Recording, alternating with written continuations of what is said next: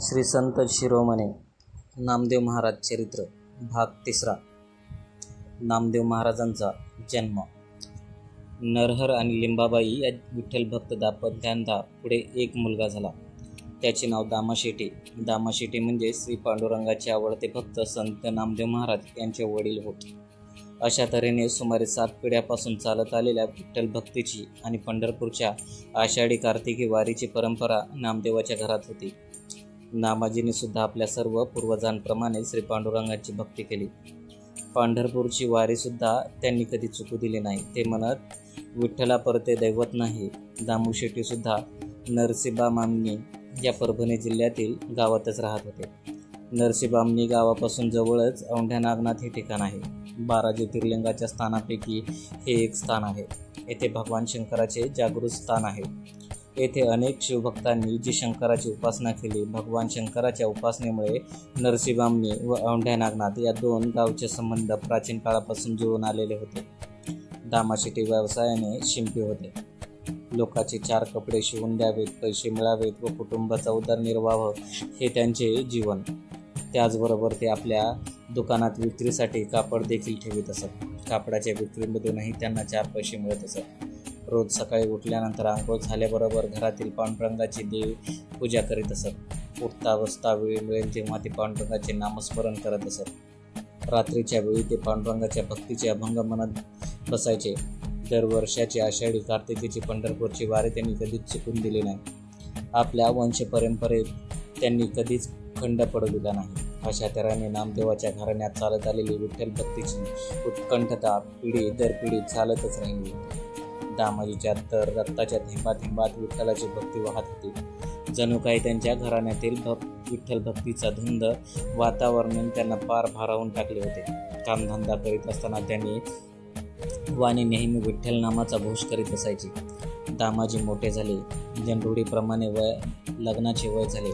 नरसीबामणी गावापासूनच जवळच असलेल्या कल्याणी नावाचे गाव आहे. तिथे गोमाजी शिंपी राहत होते. त्याला गोमाई नावाची मुलगी होती. त्या गोमाजीच्या गोनाई बरोबर दामाजीचा विवाह करण्यात आला. 2 माणसाचा संसार सुरू झाला. संसार मध्येच चालला होता. गोनाई तशी हुशारच होती. घरातील सर्व कामे पटापट करण्यात ती वागबगार सुद्धा होती. ती सुद्धा विठ्ठल भक्त होती. ती व्यवसायात दामाजींना मदत करीत असे. घरचे काम, व्यवसाय, विठ्ठल भक्ती या दोघांचा वेळ फार मजेत जात होते. व्यवसायामधून दामाजीला 4 पैसे मिळत होते. पण असले सुख गोनाईला आवडत नसे. तिला हवे होते लुटूपुटू चालणारे, घरभर रांगणारे, बोबडे बोल बोलणारे, स्वतःकडे खांद्यावर खेळणारे, बागडणारे लहान मूल. ती तशी रोज विठ्ठलाला प्रार्थना करीत असायची. पण देवाची अद्याप तिची प्रार्थना ऐकली नव्हती. म्हणूनच तिला हे सुख रुचत नव्हते. शेवटी तिने पांडुरंगाची केलेली भक्ती त्याला पावन झाली. गोनाईचे म्हणणे त्याने ऐकले. तिला लवकरच दिवस गेले. योग्य कालावधी ती प्रस्तुत झाली. तिने एका कन्या रत्नाला जन्म दिला. तिचे नाव ठेवले आऊबाई. आऊ दिसायला सुंदर, गुटगुटीत होती. रंगाने गोरीपान होती. तिचे डोळे टपुरे आणि पाणीदार होते. ती घरभर रांगू लागली की दामाजी आणि गोनाईला आनंद वाटायचा, पण मनात लगेच उदासीनता भरून यायची. मुलगी काय, आज ना उद्या दुसऱ्याच्या घरी जायची. ते परक्याचे धन, मग वंशाला कुलदीपक. हाच मुलगा असता तर दामाजी आणि गोनाई दोघेही परत मुलगा असता तर दामाजी गोनाई परत श्री पांडुरंगाला विनंती करीत असत, देवा एक तरी मुलगा दे. श्री पांडुरंगाला विनंती करत असत, देवा एक तरी मुलगा दे. घरा शेजारच्या मुलाच्या बरोबर जाऊन खेळत असे. पण गोनाई घरात म्हणायची, मला मुलगा हवा म्हणजे मी खरी सुखी होईल. देव आपल्या ऐकत नाही हे पाहून गोनाई दिवसेंदिवस खंगत चालली होती. तिची स्थिती पाहून दामाजी अस्वस्थ होत होते. मनात असे दुःख असले तरी त्यांना पांडुरंगाचाच आधार वाटत होता. त्यांनी पांडुरंगाची भक्ती अजिबात सोडली नाही. पूजा अर्चा, नामस्मरण यात उणेपणा येणार नाही याबाबत दक्ष असत. रोज सकाळी उठून स्नानादी आटोपून श्री विठ्ठलाची पूजा अर्चा, नामस्मरण केल्याशिवाय ते दोघेही तोंडात पाणीसुद्धा घेत नसत. नंतरच ते व्यवसायाकडे वळत. श्री विठ्ठलाला नैवेद्य दाखविल्याशिवाय ते कधीच जेवत नसत. एकादशीचा उपवास करीत असत. दामाशेटे एक मित्र होते. ते एकदा दामाशेटीला म्हणाले, दामा, तू पंढरपूरलाच का राहायला येत नाहीस? नरसीबामणीपेक्षा पंढरपूर गाव खूप मोठे आहे. तिथे तुला जास्त काम मिळेल, धंदा चांगला चालेल, तुझ्या हातात 4 पैसे येतील, चांगले सुखाचे दिवस दिसतील. मित्राचे म्हणणे दामाशेट्टीला योग्य वाटले. त्याने गोनाईला हे सांगितले व गाव सोडण्याचा निर्णय सांगितला. प्रथम तिने वाडेविडे घेतले. दामाशेट्टीने तिची समजूत काढली. तिला ते पटले. नरसीबामणी गाव सोडून पंढरपूर येथे राहायला जाण्याचा निश्चय पक्का झाला. त्याप्रमाणे ते पंढरपूरला आले. एक चांगले नवे घर पाहिले. बिराड थाटले. धंदा व्यवसाय करीत ते आनंदाने राहू लागले. घरापासून जवळच श्री विठ्ठल रुक्मिणीचे मंदिर होते. दोघे पती पत्नी रोज विठ्ठल दर्शनासाठी मंदिरात जात. सोबत आऊलाही घेऊन जात. हा नित्यनेम कधी चुकला नाही. गोनाई रोज विठ्ठलाला विनवीत असे, पांडुरंगा, मला एक मुलगा दे, मला दुसरी काही नको. शेवटी विठ्ठलाचे हृदय पाजरले. त्याने गोनाईचे म्हणणे ऐकले. विनंती स्वीकारली. देवाने भक्तीचे फळ गोनाईच्या ओठीत घातले. तिला परत एकदा दिवस गेले. शेवटी आता नक्की वंशाला देवा मिळणार या विश्वासाने दोघांना आनंद झाला. या आनंदाने ते 9 महिने भुरकन उडून गेले आणि तो आनंदाचा दिवस उजळला. कार्तिक शुद्ध एकादशी, शके 1192. पंढरपूरच्या श्री पांडुरंगाच्या भेटी सोहळ्याचा मुख्य दिवस. या शुभतेने गोनाईने मुलाला जन्म दिला.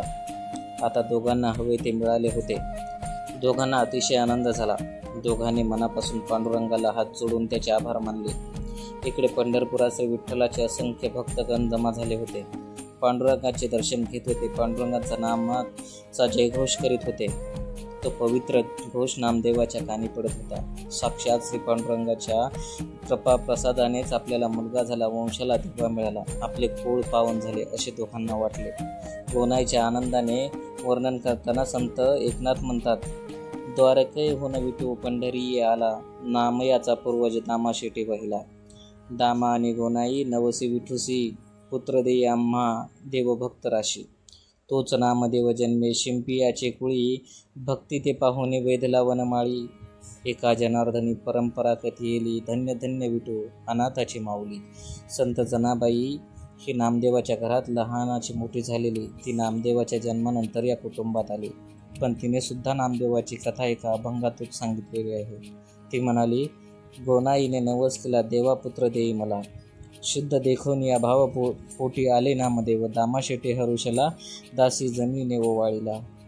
तसे पाहता सारे संत हे साक्षात्कारी पुरुष असतात. ते आपल्या साधनेने उपासनेने देवस्वरूप झालेले असतात. त्यामुळे जे कोणी त्यांचे चरित्र सांगतात त्यांना सामान्य जनतेच्या लौकिक जीवनात त्या ज्या गोष्टी घडतात त्या त्यांच्या बाबतीतही सांगाव्यात. हे भाविक मनाला पटत नाही. संत म्हणजे देवरूप आणि त्यांचा जन्म सामान्य माणसासारखाच वर्णन करून सांगायचाच हे त्या भाविक मनाला पटत नाही. म्हणून मग पुढे अशा संतांच्या जन्माबद्दल अद्भुत कथा तयार होतात. संत नामदेवाच्या जन्माबाबत अशीच एक अद्भुत कथा संत चरित्रकार महापदबुवा यांनी सांगितली आहे. अशा या अद्भुत च्या माध्यमातून लोकमानसातील एक श्रद्धा सूचित होते की भक्त नामदेव हे थोर उपासक व उद्धवाचे अवतार होते. घराण्यात नव्याने जन्मलेल्या बालकाचे सर्वजण फोड कौतुक करीत होते. सर्वांनी त्यांच्यासाठी हाताचा पाळणा केला होता. सर्वांच्या चेहऱ्यावर आनंदाचे उधाण आले होते. एक दिवस गोनाई दामाशेटीला विचारले, अहो बाळाचे नाव काय ठेवायचे? दामाजी म्हणाले, आपलं बाळ म्हणजे पांडुरंगाचा कृपा प्रसाद, त्याच्या नामस्मरणाचं फळ. आपल्यासाठी ईश्वराचे नाम हेच देव झालंय, म्हणून आपल्या बाळाचे नाव ठेवूया नामदेव. अशा तऱ्हेने हे बाळ पुढे नामदेव म्हणून ओळखले जाऊ लागले. दामाजीच्या घरात रात्रंदिवस पांडुरंगाचे नामस्मरण झाले. या धार्मिक वातावरणातच नामदेव लहानाचा मोठा होऊ लागला. घरात तसंच घरच्या बाहेर ती धार्मिक वातावरण. या धार्मिक वातावरणाचे संस्कार बाळ नामदेवाच्या मनावर घडत होते.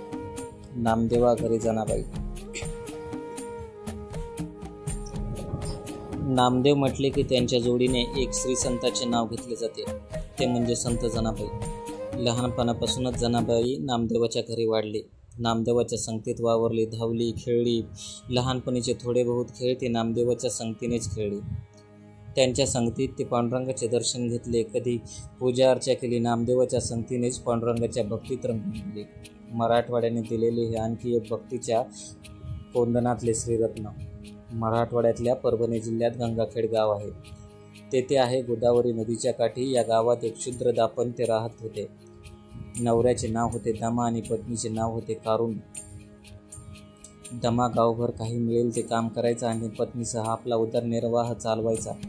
पत्नी कारूड ही घरातील कामकाज पाहायची. दोघांची राहणी अगदी साधी होती, पण या दोघांचे मन मात्र विशाळ होते. ती सर्वांशी नेहमी सत्यानेच वागायची. त्यांचे वागणे सरळ असल्याने त्यांचा स्वभाव सर्वांनाच आवडायचा. दमा हा भागवत भक्त होता. नित्यनेमाने विठ्ठलाची पूजा अर्चा करायची. श्री पांडुरंगाचे नामस्मरण करायचा. आषाढी कार्तिकेचे पंढरपूरची वारी नित्यनेमाने करायचा. त्याचा संसार असा सुखात चालत होता की कधी कुणाशी पूर नाही, तक्रार नाही. दिवस कसे आनंदात चालले होते. संसार सुरळीत चालला असला तरी दोघेही मनात अस्वस्थ होते. त्यांच्या घरात त्यांच्या अंगाखांद्यावर खेळणारे मूल नव्हते. रोज पांडुरंगासमोर हात जोडून ते आपल्याला एखादे मूल होऊ दे म्हणून त्यांची प्रार्थना करायचे, पण देवाने त्यांची प्रार्थना ऐकली नव्हती. एकदा एकादशीच्या दिवशी दमा आणि कारूड दोघे विठ्ठलाच्या दर्शनाला गेले. तेथे दोघांची करुणा भागली. देवा, आम्हाला सत्य सुख लाभू दे, आता आणखीन काही नको. त्या रात्री दमा झोपला. त्याची प्रार्थना विठ्ठलाच्या कानावर गेली. त्या रात्री पांडुरंग दम्याच्या स्वप्नात गेले. दमाला म्हणाले, दमा, मी तुमची सेवा पाहिली. तुम्ही सत्यधर्मात व सरळ मार्गाने वागता. मी तुमच्यावर प्रसन्न आहे. पण तुझ्या नशिबात मुलगा मात्र नाही. तुला मुलगी होईल. तिचा पूर्वपुण्य फार मोठी असेल, म्हणून तिचे नाव जनाबाई ठेव. बालपणी ती तुमच्या घरातच राहील, पण तिचा संबंध नामदेवाच्या चरित्राशी येणार आहे. म्हणून मोठे झाल्यावर तिला नामदेवाचे वडील दामाशेट्टी यांना अर्पण कर. तिथे ती वाढेल, मोठी होईल व नामदेवांबरोबरच तिचाही लौकिक वाढेल. सकाळ झाली. दमा उठल्याबरोबर त्याने आपल्या पत्नीला कारूडाला रात्री पाहिलेले स्वप्न सांगितले. दोघांनाही आनंद झाला. त्याने हात जोडून पांडुरंगाचे स्मरण केले. पांडुरंगाच्या कृपेने कारूडाला दिवस गेले. 9 महिन्यांनी ती प्रस्तुत झाली. ईश्वरी संकेताप्रमाणे तिला मुलगी झाली. स्वप्नात पांडुरंगाने सांगितल्याप्रमाणेच तिचे नाव जनाबाई ठेवले. दिसामासा जणी वाढत होती, खेळत होती. आईवडिलांना आपल्या बाळलीलांनी आनंद देत होते. आईवडिलांकडून भक्तीचे संस्कार तिच्यावरही घडत होते. आई वडील घरात अभंग म्हणायचे, ते जणी ऐकायचे. ते अभंग ती गुणगुणायची. ते सर्व अभंग ऐकताच तिला पाठ होऊन गेले होते. ते पाठ झालेले अभंग ती आई वडिलांना परत म्हणून दाखवायची. तिचा गोड आवाज ऐकणाऱ्या शेजाऱ्या पाजाऱ्यांना सुद्धा आनंद द्यायचा. आई वडिलांना तिचे कौतुक वाटायचे. जणी थोडी मोठी झाली. एकदा दमा व कारूडा जनीला घेऊन विठ्ठलाच्या दर्शनाला पंढरपूरला गेले. एकादशी होती. गावातल्या गल्लीबोळातून भजन चालू होती. टाळ मृदंगाचा आवाज ऐकू येत होता. ते दोघे मंदिरात गेले. तिथेही टाळ मृदंगाचा आवाज ऐकू येत होता. बुक्का व तुळशीच्या मंजिरीचा वास दरवळत होता. श्री विठ्ठलाच्या नावाचा नामघोष चालू होता. पांडुरंग, पांडुरंग, पांडुरंग. कारूडाने दमाने पांडुरंगाला नमस्कार केला. मग जनाला हात जोडून मनोभावे देवाला नमस्कार करण्यास सांगितले. तिने हात जोडले, मनोभावे नमस्कार केला. ती पांडुरंगाच्या मुखाकडे एकटक पाहू लागली. पाहता पाहता तिचे समाधीच लागली. ती तेथून हलायचं तयार नव्हती. वडील सारखे चल जाऊ या म्हणत होते, पण तिचे उठणे एकच उत्तर, तुम्ही जा, मी येणार नाही. अगं, आपण घरी येऊ ग, वडील म्हणाले, पण जनीचे उत्तर एकच, मी येणार नाही, तुम्ही जा. शेवटी कारोडाला रडूच आले. ती म्हणाली, अगं जना, तू सोडून आम्ही कसे जाणार? आम्ही गेल्यावर तुझ्याकडे कोण पाहिल? तो विठ्ठल बघेल की. जना म्हणाले. शेवटी दामा कारोडाला म्हणला, आपण जाऊ, परत चला. ते दोघे निघून गेले. रात्रभर जना देवळातच समाधी लावून बसली होती. सकाळ होऊ लागली होती. जना समाधीतून बाहेर आली आणि तिच्या बाळसुलभ मनाने आईवडिलाचा शोध घेतला. तिला रडू आले. मंदिराचा सर्वच परिसर तिने शोधला. शेवटी परत येऊन मंदिरात रडत थांबली. नित्याप्रमाणे दामाशेट्टी पांडुरंगाच्या दर्शनाला सकाळीच आले होते. दर्शन घेऊन बाहेर पडताच ती रडणारी जना त्यांना दिसली. त्यांनी तिची चौकशी केली. तिला ते आपल्या घरी घेऊन आले. थोड्या वेळाने दमा आणि कारुडा श्री विठ्ठलाचे दर्शन घेऊन तेथून जनाला घेऊन जाण्यासाठी मंदिरात आले. मंदिरात जाऊन पाहतात तर जना कुठे दिसेना. दमाच्या मनावर फार मोठा आघात झाला. त्यांनी तिथे शोध घेतला. येणाऱ्या जाणाऱ्याकडे चौकशी केल्या तेव्हा कळाले की दामाशेट्टी रडणाऱ्या मुलीला आपल्या घरी घेऊन गेले आहेत. दमाने विचारले, दामाशेट्टी म्हणजे नामदेवाचे वडील का? लोकांनी उत्तर दिलं, हो तेच ते. लोकांचे उत्तर ऐकताच दमाला आपल्या पडलेल्या स्वप्नाची आठवण झाली. पांडुरंगाने स्वप्नात सांगितले की नामदेवाचे वडील दामाजी शेट्टी याच्याकडे जाण्याला ठेव. म्हणजे दामा शेट्टीच्या घरचा शोध घेत तो त्याच्या घरी पोहोचला. दामा शेट्टीच्या घरासमोर आला. दार वाजविले. दार उघडले तेव्हा तो म्हणाला, मला दामाजी शेट्टींना भेटायचं आहे. दरवाजा उघडण्याविरोस्त त्याला म्हणाले, मीच दामा शेट्टी. मग त्याने आपला परिचय दिला. गंगाखेडवरून आलो असं म्हणाला. मग आपल्याला पडलेल्या स्वप्नातील दृष्टांताविषयी सांगून आमची जण रात्रभर मंदिरात बसली होती व सकाळी आपल्याबरोबर आली असे लोकांनी सांगितले म्हणून आपणाकडे आलो असे सांगितले. दामाजीने जनाला हाक मारली. ते धावत येताच कारोडाने तिला अतिशय प्रेमाने छातीशी कवटाळले. प्रेमभराने तिचे पापे घेतले. कारोडाच्या भावनेचा भर ओसरल्यावर दमा म्हणाला, खरं म्हणजे जना माझी एकुलती एक लाडाची मुलगी. तशी ती मला जड नाही. पण मगाशी मी आपण सांगितल्याप्रमाणे पांडुरंगाचा मला आदेश आहे की ती मी आपल्याला अर्पण करावी. त्याप्रमाणे माझी जना मी आपल्या चरणी अर्पण करतो आहे. तिला आपल्या कुटीत घ्या. दामा शेट्टीने मनात विचार केला, ज्या अर्थी एक पिता आपल्याला मोठ्या नवसाने झालेली एकुलती एक मुलगी आपल्याला अर्पण करतो, त्या अर्थी ही नक्कीच परमेश्वराची इच्छा असावी. त्या परमेश्वराने संकेत कोण जाणू शकणार आहे. मग तो दामाला म्हणाला, हे पहा, मी सुद्धा एक विठ्ठल भक्त आहे. ईश्वरी संकेतावर माझा विश्वास आहे. आता ही जना माझी झाली आहे. तुम्ही आता तिची अजिबात काळजी करू नका. या उत्तराने दमाला समाधान वाटले. त्याने दामा शेट्टीला नमस्कार केला व कारोडासह जड अंतकरणारे गंगाखेडला परत गेला. नामदेवाचे कुटुंब एकूण 14 जणांचे होते. त्यात दामाजीची ही 15वी मुलगी स्वीकारली. हे पाहून गोनाईच्या कपाळावर आट्याचे जाळे पसरले. छोट्या जणाच्या ते नजरेतून सुटले नाही. लगेच गोनाईला बिलगुंती म्हणाली, आई, तुम्ही बिलकुल काळजी करू नका. मी तुम्हाला जड होणार नाही. आपल्या घरचं सगळं काम, धुणं, भांडी, झाडण, लोटण, दळण, कांडण मी करेन. दामाजी पुढे झाले. त्यांनी जनाला तिच्या हाती दिले. म्हणाले, हे देवाची ठेव आहे. तिला नीट सांभाळ. एवढ्याशा जनाची भक्ती गोनाईला कळाली होती. तिची धिक्काटी समजूतदारपणा आताच अनुभवला होता.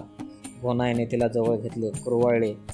दामा शेट्टीच्या घरात आता 2 मुले आनंदाने खेळत होती, बागडत होती. जनीला आणि नामदेवाची सोबत मिळाली होती. जनीचे वडील दमा अधूनमधून पंढरपूरला येत होते. जनीला भेटत होते, तिला पाहत होते, तिच्याशी बोलत होते. ते आनंदात आहे हे पाहून समाधानात मानत होते. पुढे जनाने आपल्या अभंगात नामदेवाच्या परिवाराचे वर्णन केले ते असे, गोनाई राजाई सासू सुना, दामा नामाला जान बाप लेखा, नारा विठा गोंदा महादा 4 पुत्र, जन्मले पवित्र त्यांचे वंशी, लाडाई गोदाई एसाई साखाई, 4 सुना पहा नामयाच्या, लिंबाई दिले की आऊबाई बहिणी, वेळी पिशीजनी नामयाची, नामदेवाचे घरी 14 जण स्मरता हरी, 4 पुत्र 4 सुना नित्य स्मरती नारायणा, आणि मायबाप पाही नामदेव राजाबाई, निंबाबाई लेकी आऊबाई बहिणी, 15वी ती दाशी जणी.